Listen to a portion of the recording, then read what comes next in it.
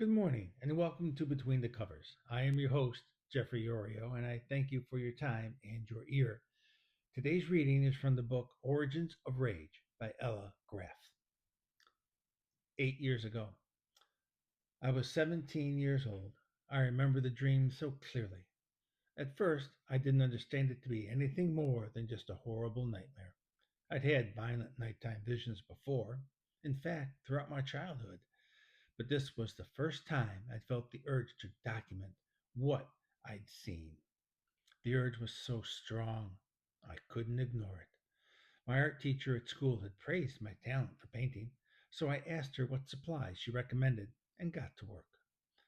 I hid the first painting in the deep recesses of my closet out of fear. Fear that anyone who saw it would think I'd lost my mind, and fear that it somehow meant more than even I was willing to believe. The dream recurred over a period of several weeks. In the first dream, my mother was in some sort of parking lot and couldn't get her car to start. In the next one, someone came to her car window and asked if she needed help. Though I couldn't see the person, I knew it was a man.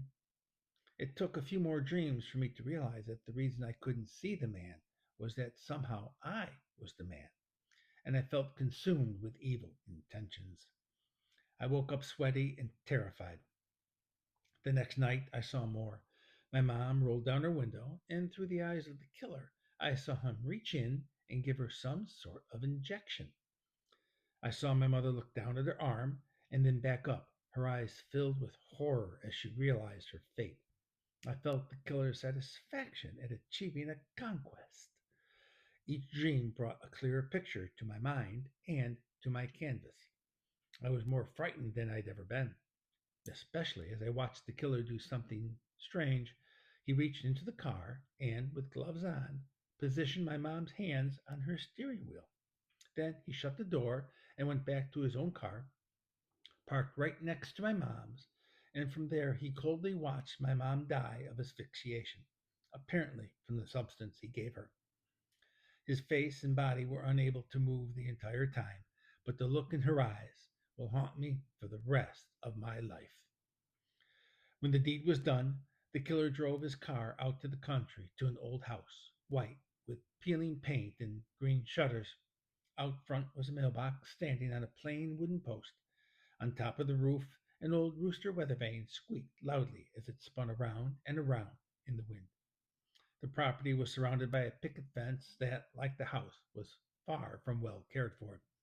The wood was rotting, and some posts were lying on the ground as if to say, I'm done holding up these rickety old slats. With each dream, my fear that my mother would be murdered grew. People commented on the dark circles under my eyes from lack of sleep. It was a harsh look for a 17-year-old girl. Finally, I had a dream in which the killer smiled at himself in the rearview mirror as he drove away. I will never forget my first look at the face of the man who I was now sure would kill my mother. But there was no one to tell. When I woke up from that disturbing image, my mother was safe and sound in her bed. Thank you and salute.